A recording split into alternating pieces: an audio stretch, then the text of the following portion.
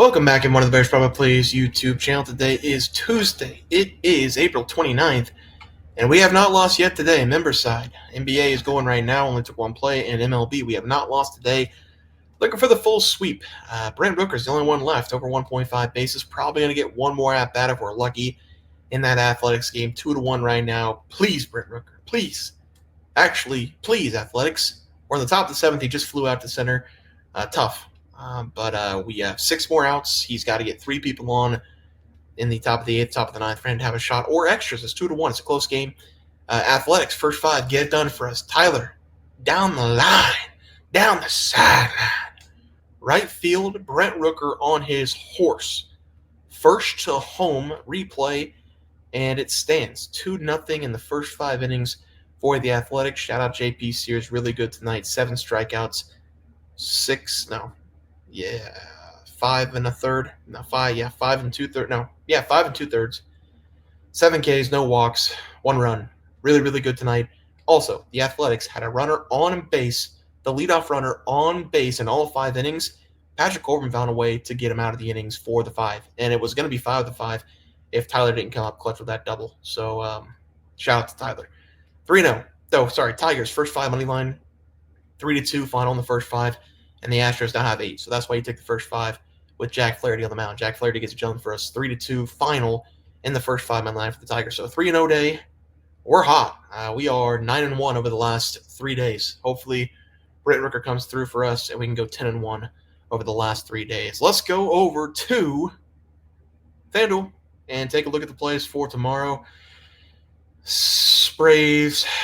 Yeah, you see the Astros now 3-9, 2-1 still on that Athletics game. I kind of hope the Rangers get one, so we have the potential for extra innings, get Brent Rooker. Maybe get Brent Rooker another chance. Here's my NBA plays. We can just get those off there for you guys. Sorry about that. All right, let's go to the MLB. Let's take a look at some games for tomorrow. We have 2 games that I really, really love. We're going to start with the Cubs. Shota Umanaga on the mound going up against Andrew Heaney. Andrew Heaney has been really, really good this season. There's no doubt about it. 1.49 ERA on the year going up against Shota Umanaga, who has had one of the best ERAs last year and was one of the best pitchers coming out. He had rookie season last year. He was really good. This season, 3.38 ERA for him. I'm still going to take the Cubs here. And we're going to go first 5 for them, -0.5. I don't like going full game. And the reason, you can just watch that Tigers-Astros game from Monday night, which is tonight. That is the exact reason why I do not want to do first 5. We're going to go -0.5 for the Cubs. They're plus 104 on the run line for the first 5 innings. I trust Shota Umanaga, plain and simple. And even though I haven't watched Andrew Heaney a lot this season, I don't trust the Pirates' bats at all. If Cubs give me 2 runs, I'm very confident in that game that we get it done for the first 5. So we're going to go Cubs first 5, -0.5 on the run line for the first one. I would have loved to have broken down this game. Miles McCollum going up against Brady Singer. Problem is, this isn't value. Miles McCollum, one of my arch nemesis. -134 for the Reds. I mean, I feel like that should be like -110. If it was -110, I'd jump all over it. -134, a little bit too high for me. Also, wanted to point out the Nationals today. Thank God we're leaving the Mets. I took it on the member side. The Mets -1.5, 19-5, and James Wood broke the goose egg for us with a solo shot, sending it out of the stadium basically to right field. I just want everybody to know that James Wood is going to win an MVP in 2 or 3 years. Just letting everybody know. Right now, best play of the day for this is what they do. This is what they do. It was going to be Boston. We had Sean Newcomb on the mound going up against Bowden Francis. Bowden Francis shover. Sean Newcomb has not won a game this season yet for the Boston Red Sox. So we were also going to take Vladimir Guerrero Jr. as our player prop because looking at Sean Newcomb's numbers against opposing players this season, especially against righties, he's been really bad. Also, Sean Newcomb this season has the worst pitch in baseball, the cutter. 23% of the time he throws it, he has a 647 batting average to opposing teams. And if you throw that cutter to Vladimir Guerrero Jr., he was going to get out of the ballpark. That was going to be a home run easily. So now we've got to pivot. And you know what? You got your wish, Miles McCollum, because we're going to pivot right to you. I guess we're going to go first 5 innings, -0.5 for the Reds as well.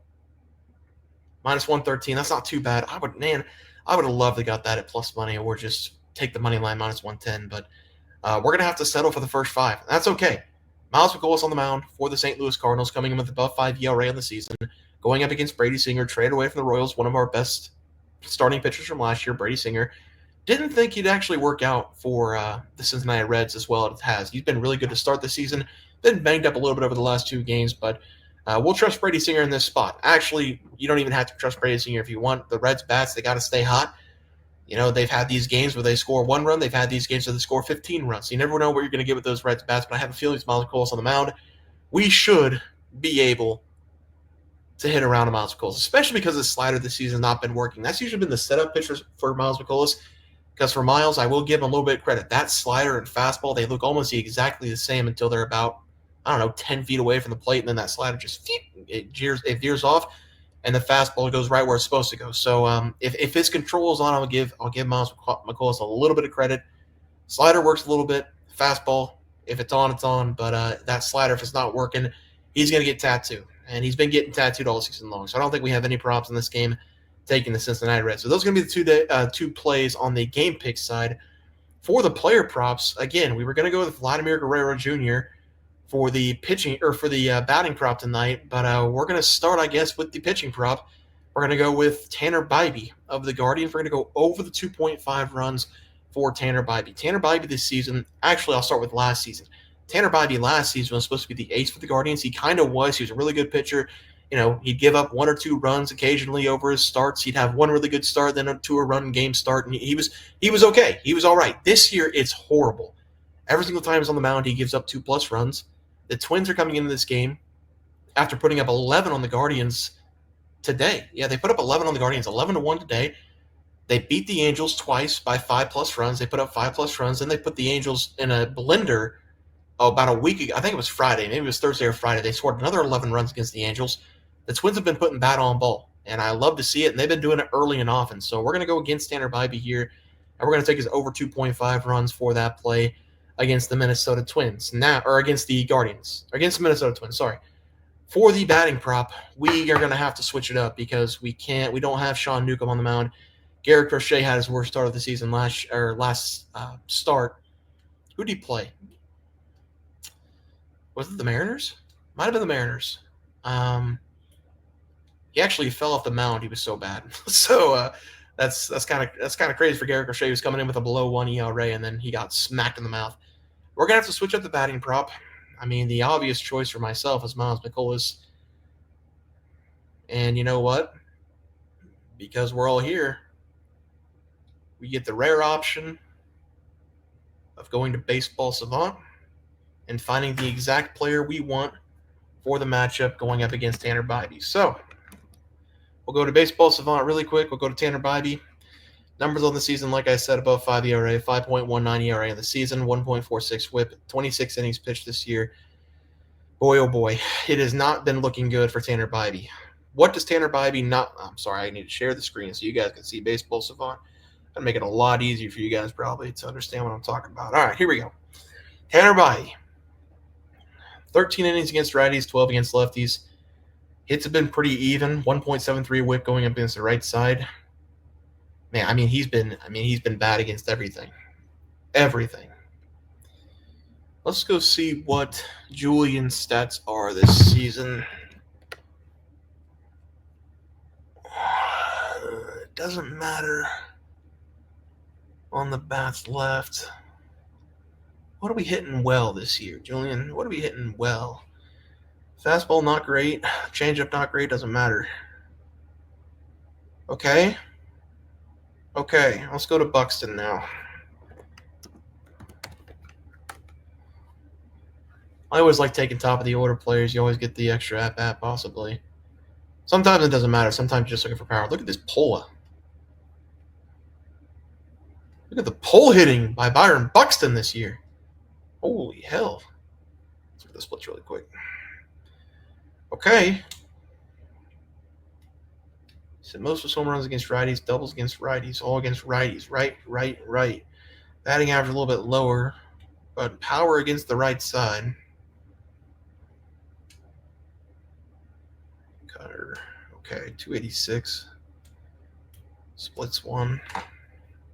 Let's go back to Tanner. I'm pretty sure I said it didn't matter what side of the plate it's on because he's been bad against both, but we'll just make sure. Oh, I went past it.